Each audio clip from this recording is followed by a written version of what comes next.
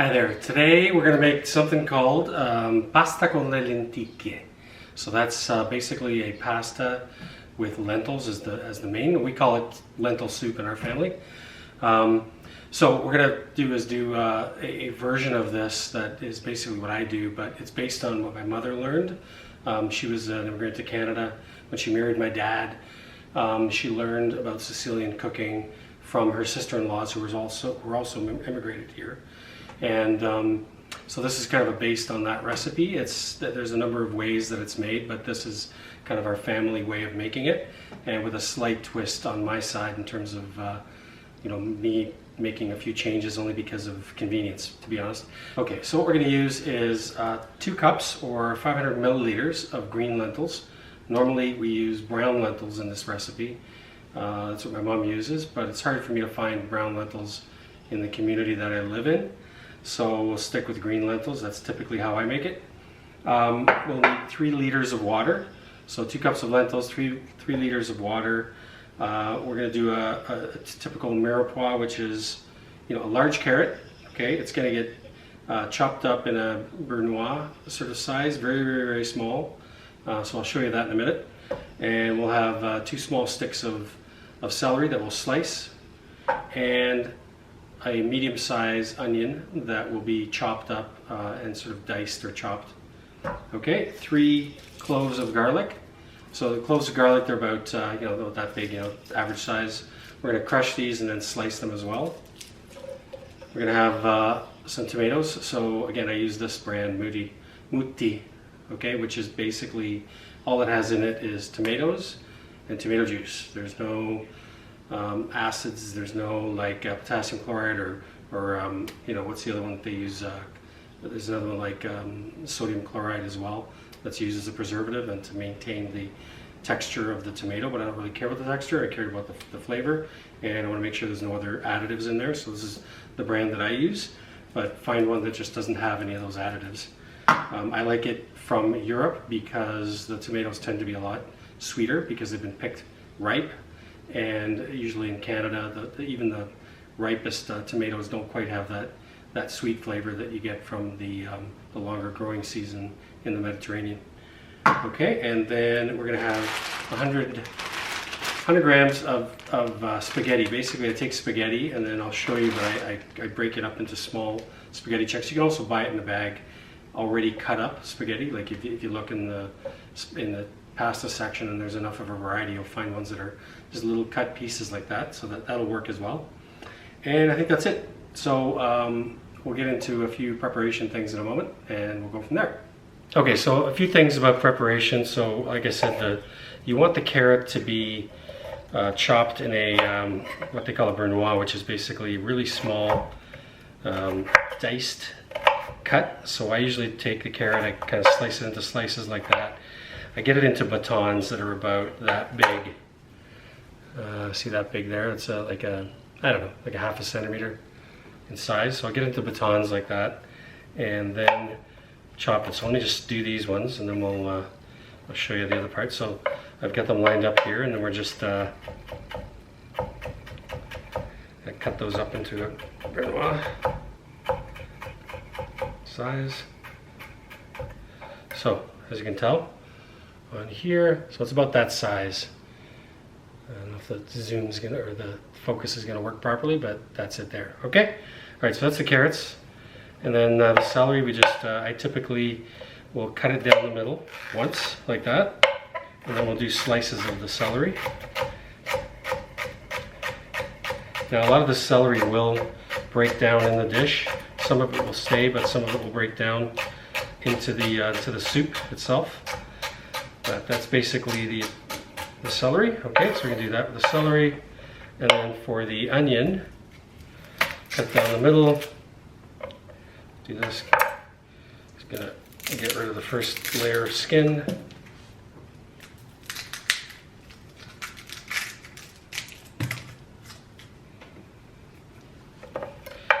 Okay, so for the onion, we're taking care of the first layer of the skin, getting rid of that, getting rid of the little end here. And then I do is I'll cut it into the sizes I want. So about 6 cuts across the onion like that, cut it halfway like this.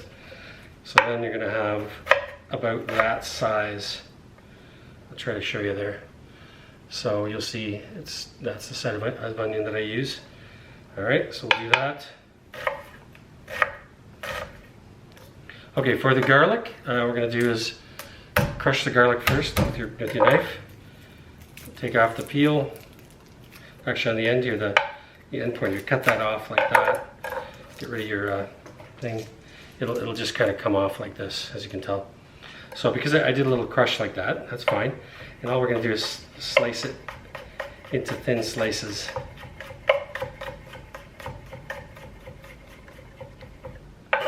Okay, so that's it. That's pretty well all the prep we need to do per se, other than getting the tomatoes out of the can and crushing and chopping those up for part of the dish, and you'll see that when we go over to the stove and work on it. Okay, that's it for this part. Okay, so here we are at the stove. What we're going to do first is, I didn't mention it before, but we're going to put some olive oil in here, about a tablespoon or so at the bottom, and we're going to fry up our onions, celery, and carrots that we chopped up before. Okay, so we'll just give it a minute to warm up a little bit here. We're going to put those in, and we're basically going to saute them, or lightly cook them until you start seeing a little bit of brown. So you'll see that in a moment. So let's put these in here.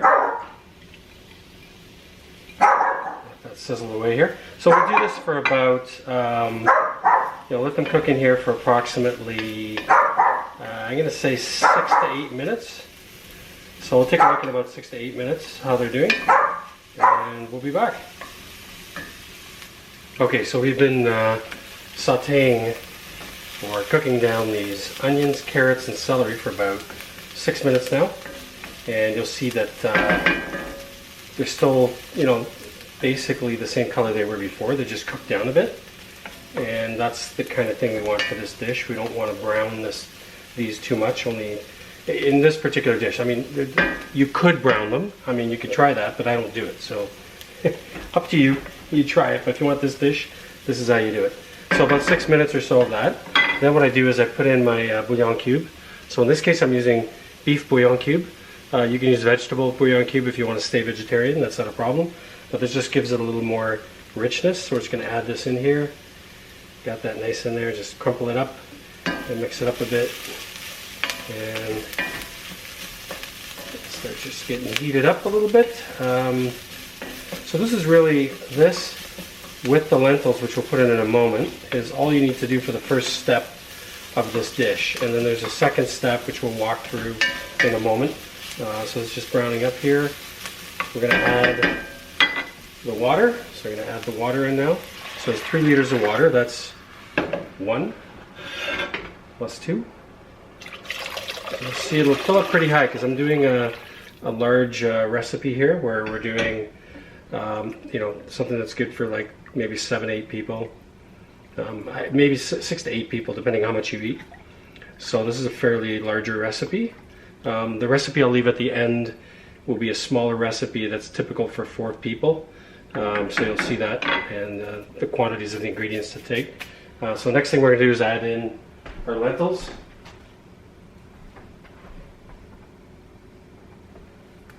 So these have been rinsed, and there's 2 cups of lentils. Put those in. Now, when I did the sauteing of the vegetables, my heat was around medium, and again, it was about 6 to 8 minutes. It was, in our case, it was 6 minutes. And so now I've put cold water in here from the tap.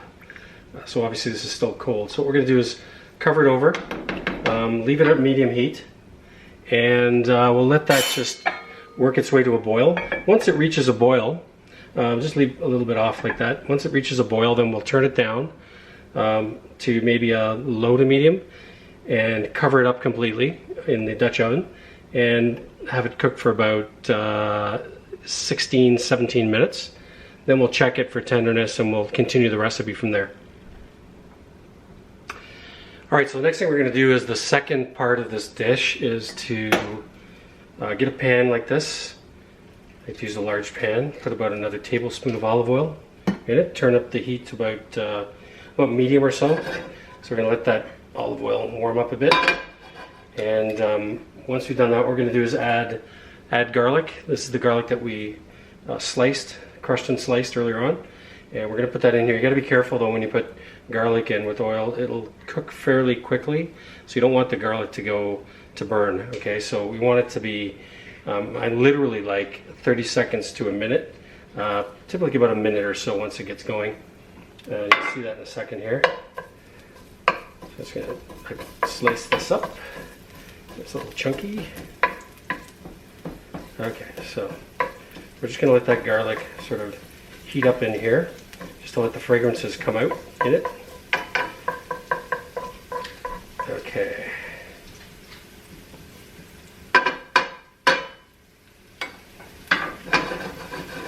So that's about, it's starting to yellow up a bit.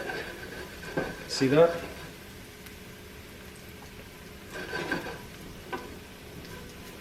So that's about right. So now, the garlic flavor is infused into the olive oil and it's starting to cook up a little, but it's just about the right thing. So about 30 seconds to a minute. I'm going to turn the heat down quite a bit, and I'm going to take my tomatoes that they're basically the canned tomatoes that I mentioned before. They've been chopped up, and you'll see I'm going to add them in here. So I'm going to add them in here.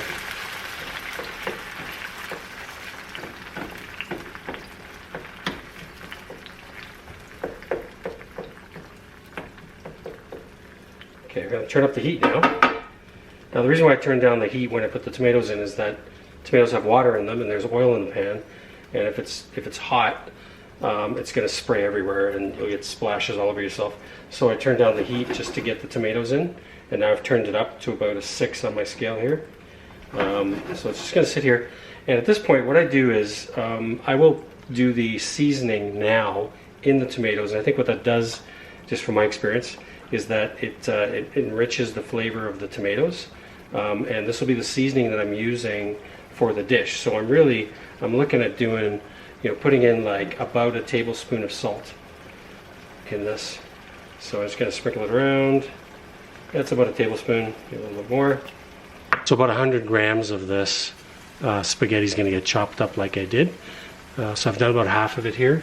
So let me show you what I'm doing. I'm taking a bit of the spaghetti, so like I don't know, like 40 or 50 strands of it, and I'm going to take it and put it at the end of my hand like that and just break it off like that, you see?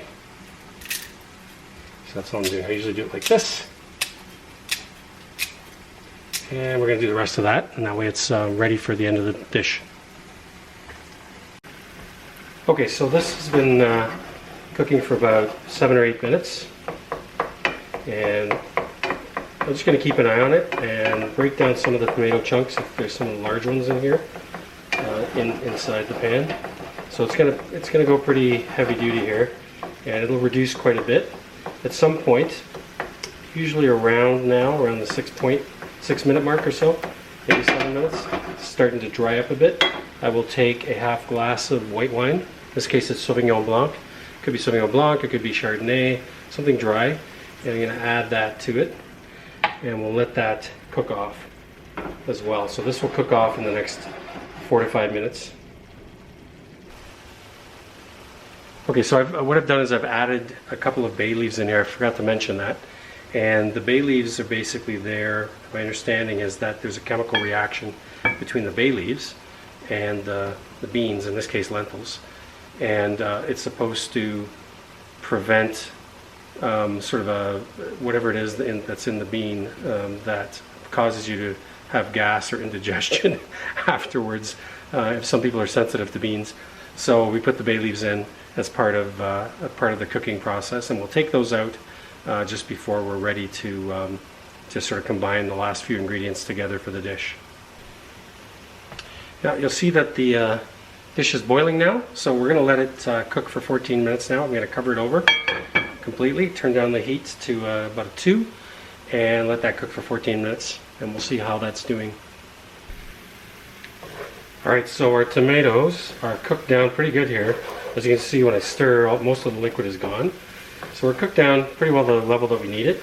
We'll shut this off, and We're going to add this to our lentil mixture in a moment. So what I'll do is I'll just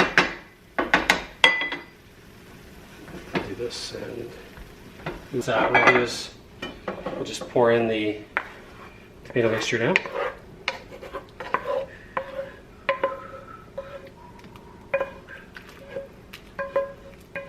So at some point in the future, what I'm going to do is I'll do another one of these videos using a pressure cooker, because some of you may have a pressure cooker, and if you use a pressure cooker, it turns out pretty good, pretty well the same in my opinion.